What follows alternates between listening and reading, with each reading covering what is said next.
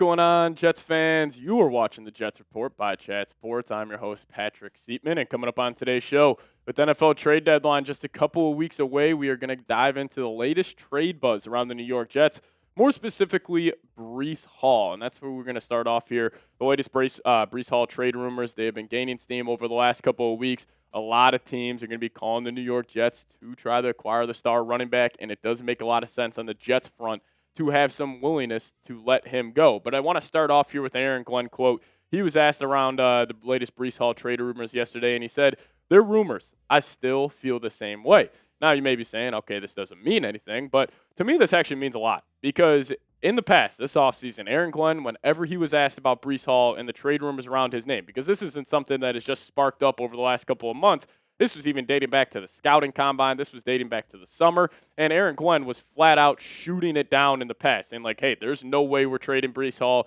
He's a hell of a player. Remember that one quote where Glenn was like, I'm in the camp of keeping good football players on my team.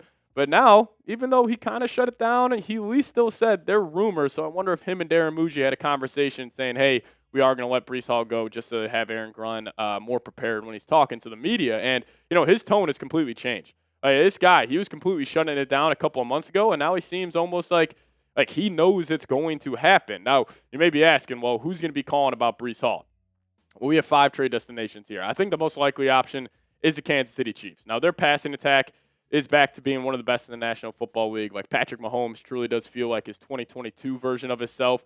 And, he just hasn't been getting a lot of production out of his running backs. Like, Pacheco's fine, Kareem's Hunt fine, but if they want to add some more juice to that room, shoot, man, if I'm the Kansas City Chiefs, I would give up a 4th-round pick for Breece Hall in a heartbeat. And then the Los Angeles Chargers, Amari Hampton on short-term IR. They don't really, still already lost Najee Harris, so they have a huge hole at the running back position, so they could be calling. New England Patriots obviously rarely see interdivisional trades, but if the Pats say, hey, we'll throw you a 3rd-round pick, for example, for Breece Hall, I mean, the Jets just have to do it. That'll probably be the best draft pick you could get. Then the Houston Texans, Joe Mixon going to miss the rest of the season. Nick Chubb, not the same version of who he used to be back in Cleveland. Now, Woody Marks is a fine running back, but if they want to try to win that AFC South title, already down a couple of games in the standings, they could be calling. And then same with the Cardinals. Lost both their running backs for a significant amount of time.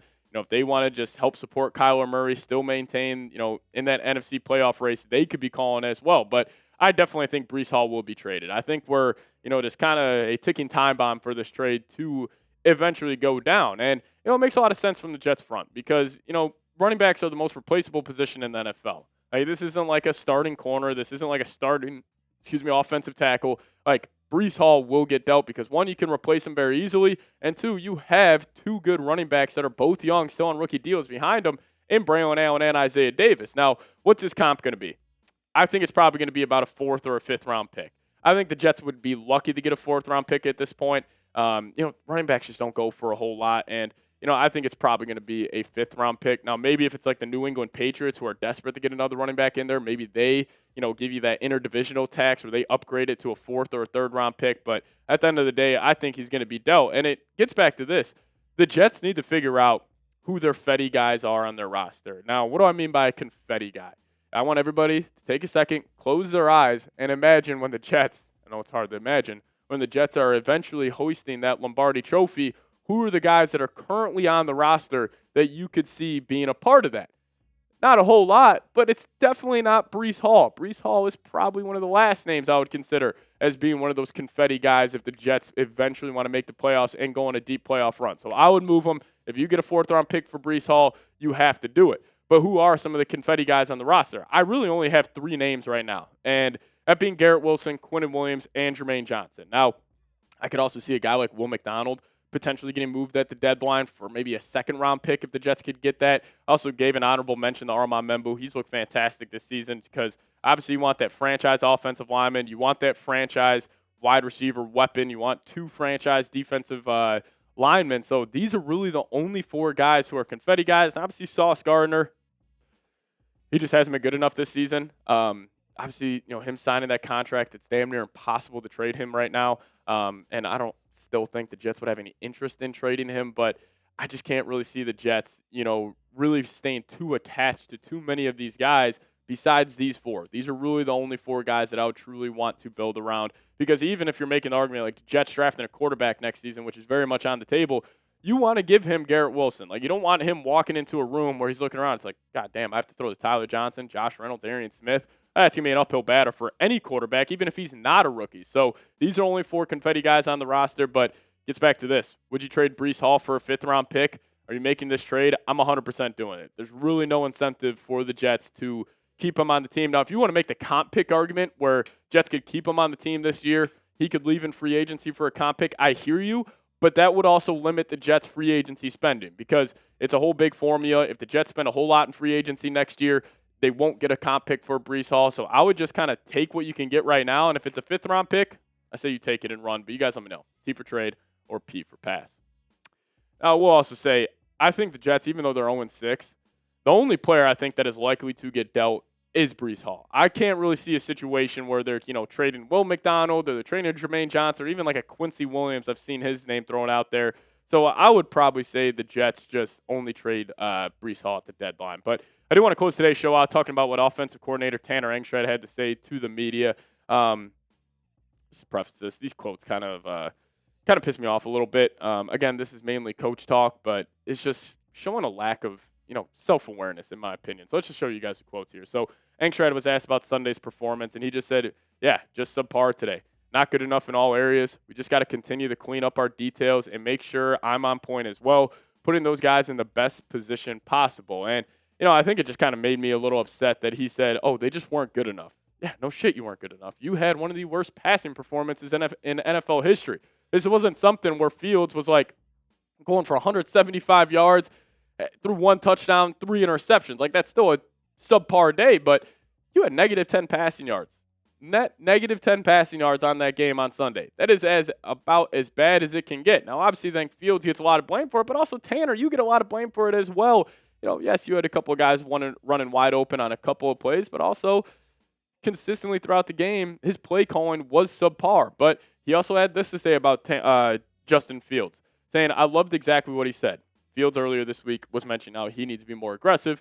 And then Tanner said, he said I could be more aggressive, but aggressive doesn't mean reckless. And he's exactly right. He can go ahead and push the ball down the field. He's got confidence in his receivers that they're going to go make a play.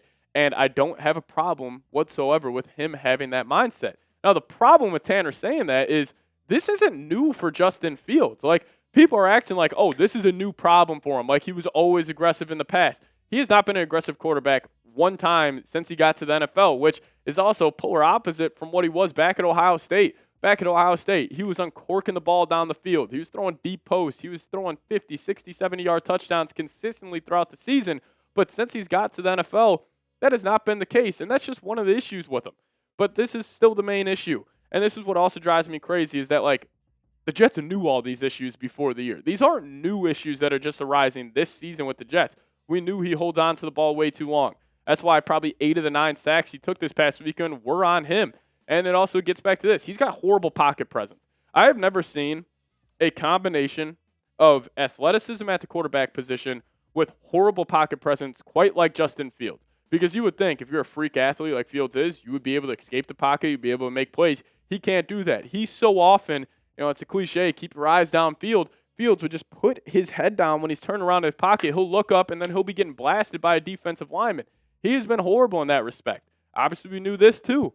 He's not an accurate passer. I mean, that 1 3rd and 8 throw to Garrett Wilson, he is staring him down. It's not like he was progressing through his reads. He is staring him straight in the eyes, and he just hesitates. Throw the ball. He has 5 yards of separation. You complete that one throw, even though how bad you were the entire game, the Jets win that football game. And again, not aggressive. That is also one of those aggressive throws because I'm sure he was a little scared not having the confidence where if he is late on this throw or if he is behind a couple of yards throwing those out routes, if you're late, if you're behind, those are normally going the other way to the house. So he clearly doesn't have confidence in himself. And then lastly, he can't process. Like, I would love to see him go up against like a Vic Fangio or a Brian Flores defense where they're showing you exotic looks at the line. They're bailing off at the last second. Like, it would just be a disaster for him. So all of these things, he's just not a good quarterback. He is more of an athlete than a quarterback. And I'm just still stunned that the Jets gave him $30 million guaranteed. It's not like you signed Fields for a 1-year, $10 million prove-it deal. Like, for example, the Indianapolis Colts this offseason gave Daniel Jones 1 for 14. The Vikings the season prior gave Sam Darnold 1 for 10. You gave Justin Fields a 2-year, $40 million deal with $30 million guaranteed. Like, the process of that is so bad, and obviously the results have been even worse. And I wanted to believe in Fields. He is such an easy guy to root for, and that's why I still feel like he has this cult following around him where he is such a likable guy. Like, I'm sure his teammates still love this guy. He's well-spoken. He can rally the locker room. He's a fantastic leader. But again, it's just about making plays on Sunday. I would rather have a quarterback who maybe isn't the leader that Justin Fields is or isn't as likable as he is, but he is still making plays out there. Because even though Garrett Wilson, I'm sure that's one of his best friends, not only in the football world, but in real life, I'm sure he's even losing his mind being like, Justin, you just got to be better out there, man. So I wanted to believe in Fields. He's a likable guy, but it just hasn't worked out for the New York Jets. So we appreciate all of you guys for watching today's show. And if you guys made it to the end, just hit me with a Go Jets down below in the comments section. We'll see you guys next time. And as always, Go Jets.